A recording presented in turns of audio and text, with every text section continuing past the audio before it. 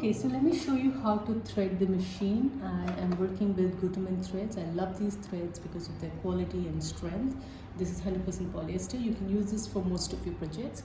Unless you're working with silk. For silk, I like to use the silk thread, but for any other, like a lot of people are very particular that if you're working with cotton, you must have 100% cotton. That may be true for quilting, but for garments, I think this thread works for most of the projects. So I'm going to thread it. So you have bottom thread, you have top thread. This is your bobbin case, and the one inside is the bobbin. Most of the machines come with the numbers written that guides you how to put your thread. It might be a little bit different for some machines, but more or less the way of putting the thread is the same. So I'm going to put the thread in this spool pin over here on the top and put a stopper so that your thread doesn't come out. Okay, so I'll be putting the top thread first. Now the machine has the numbers written on it. So this one is for filling up the bobbin. So I'll show you how to fill up the bobbin first. So put this in here, follow the numbers 2. So if you see this, the thread is going backward and coming forward from here. So do the same thing. Put it into bobbin.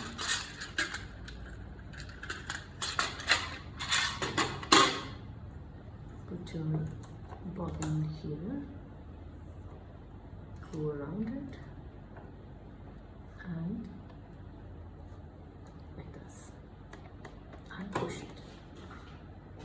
So give a little support to your thread when you're starting. Don't just start it with the force, with the jerk, otherwise it will start winding up at the bottom and not in the bobbin. So start from here.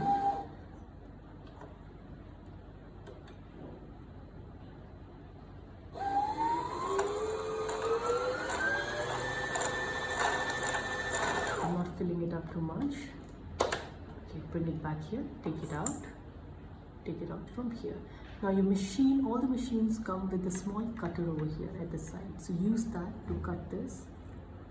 Cut your thread and cut this extra thread also, just in case, because otherwise your top thread will catch this one and your stitches will get stuck. So we keep this aside. Let's first put the top thread. So again, follow the numbers. So that's 2, that's 3 here, follow that, and then if you see closely, there is a small hook over here. So if you can't see that hook, use your wheel at the side and bring it up. So if it's down there, just turn it and bring it up and go behind that hook and go in. And this machine comes with the automatic threader, so we're going to use that. I'm going to use that from here. So put it in this part like this.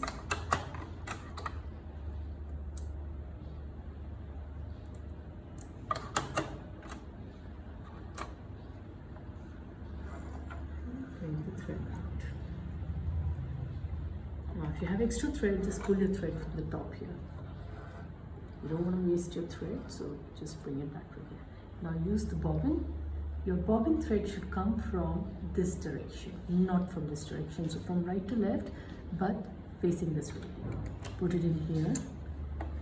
And now I understand every machine might have a different function, but more or less they are similar. And even if it's not, just follow the numbers, follow the number and follow the direction and do it. And even if you can't, then there are manuals which every machine comes with a user's manual. Follow that, or there are a lot of videos specifically to the machine. So this is Innovis 950. If you want, you can look specific videos based on your machine model. So this is how you thread your machine.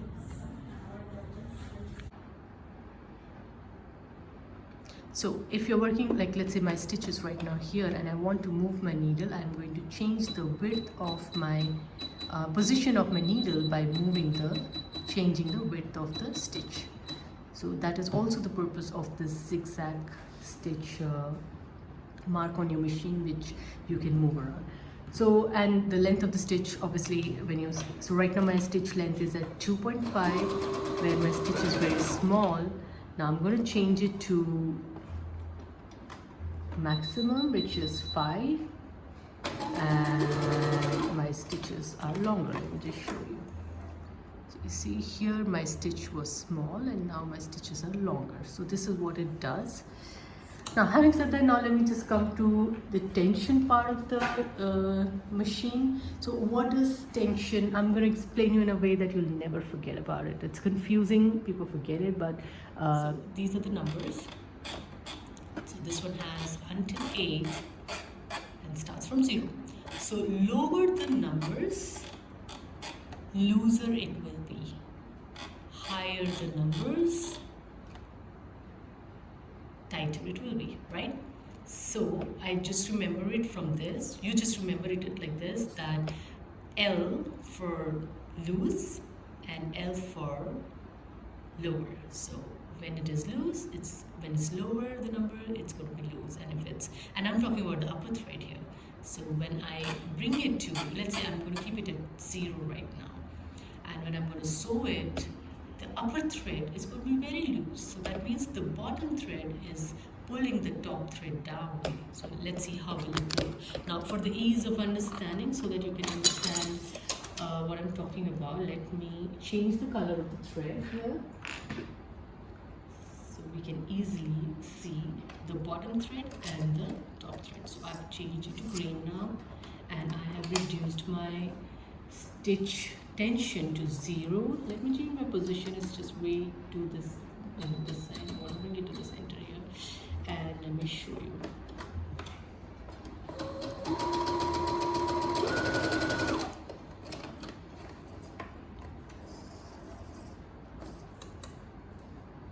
Okay.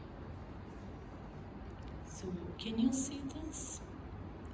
I can see the maroon thread coming down from here, like it's actually coming in, like going down at the back side. So that means the top thread is very loose. You get it?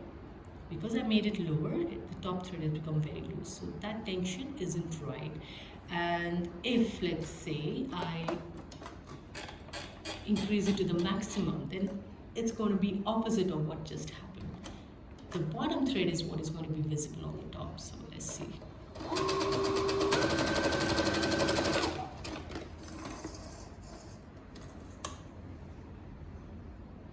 You see, my stitch is so